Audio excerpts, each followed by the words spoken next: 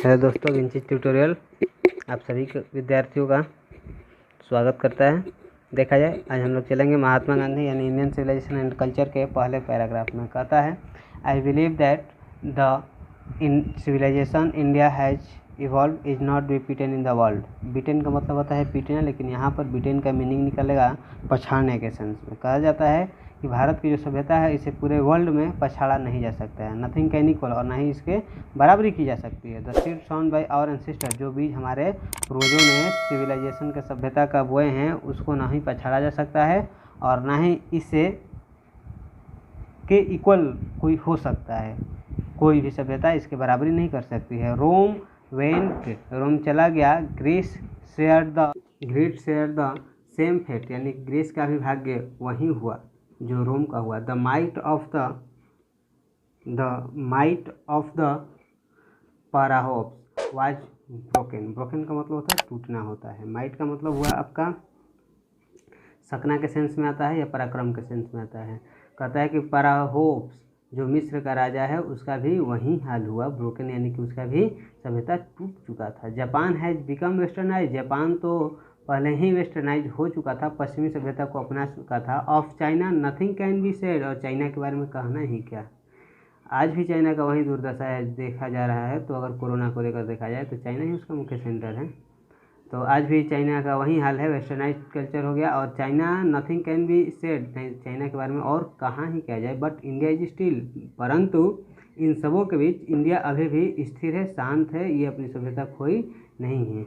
Somehow, किसी प्रकार से, और अदर मतलब कि किसी भी तरह से ये अपना सभ्यता बरकरार की है।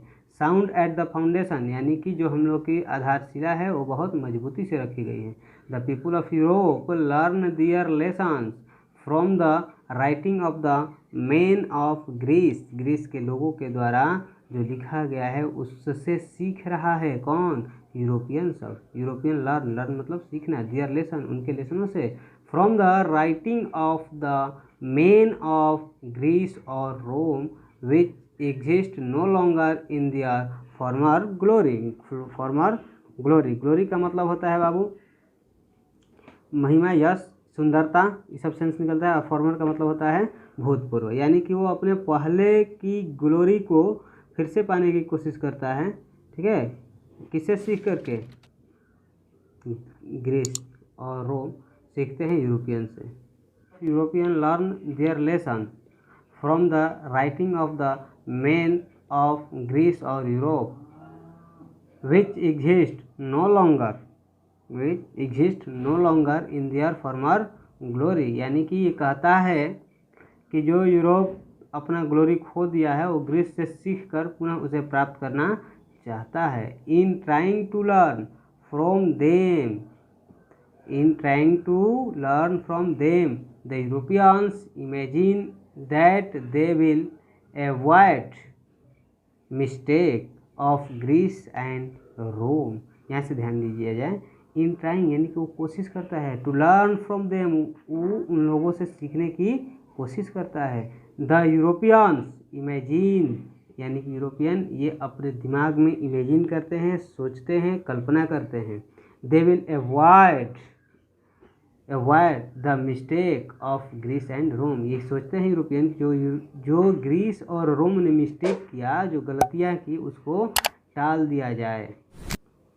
ठीक है, अवॉइड का मतलब होता है टालना या रोकना, यानी कि जो गलतियाँ ग्रीस और रोम ने किया उसको कैसे टाला जाए उसको कोशिश करते हैं टालने और रोकने की। सच इज दियर पिटिबल कंडीशन, और इनकी स्थिति जो है बहुत ही दयनीय है। चलो दोस्तों अगले पैराग्राफ में चलते हैं। In the midst of all the India remains immovable, इन सभी के बीच इंडिया इमूवेबल है। मूवेबल का मतलब होता है चलनशील, इमूवेबल का मतलब स्थिर। And that is her glory, और यही इसकी क्या है? सुंदरता है। It is a charge against India that her people are so uncivilised, ignorant and stupid. कहा जाता है, इस पर इल्ज़ाम लगाया जाता है। चार्ज का मतलब हुआ इल्ज़ाम लगाना। Against India that her people, India के प्रति और इंडिया के पीपुल पर ये इल्ज़ाम लगाया जाता है कि यहाँ के व्यक्ति अनसिविलाइज्ड है। अनसिविलाइज्ड मतलब इसके पास सभ्यता नहीं है। इग्नोरेंट है, भद्दा है, स्टोलिड है, यानी कि इन लोगों की, स्टोलेट का मतलब भद्दा होता है, इग्नोरेंट का मतलब होता है अज्ञानी, यानी ये लोग मूर्ख है, अज्ञानी है, इसको कुछ मालूम नहीं है सभ्यता के बारे में, ऐसा हम लोगों पर आरोप लगाया जाता है। दैट इज नॉट पॉसिबल, ये संभव नहीं है, to incite them to adopt any change, कि हमें कोई बदल सके, ऐसी ताकत नहीं है कि जो हमें इंडियंस को कोई बदल सके। It is a charge really against our merit, ये हम लोगों के गुण के खिलाफ, अगेंस्ट मतलब खिलाफ, रियली मतलब सच में, ये जो चार्ज लगाया जाता है, ये जो इल्ज़ाम लगाया जाता है हमारे मेरिट के बिल्कुल ही अगेंस्ट है।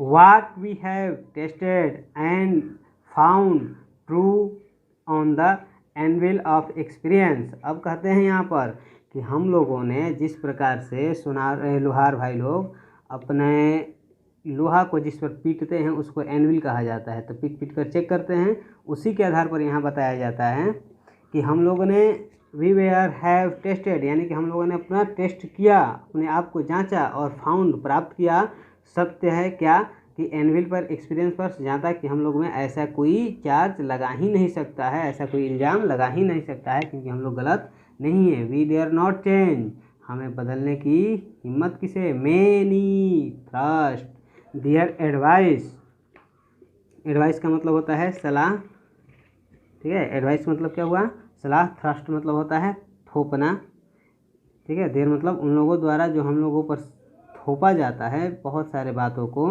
एंड शी रिमेन्स स्टेडी, उसके बावजूद भी हम लोग स्थिर हैं, उसके बावजूद भी हम लोग क्या हैं, खड़ा हैं, स्थिर हैं। This is her beauty, it is the sheet anchor of our hope, sheet anchor मतलब हिफाजत होता है, और होप मतलब उम्मीद होता है।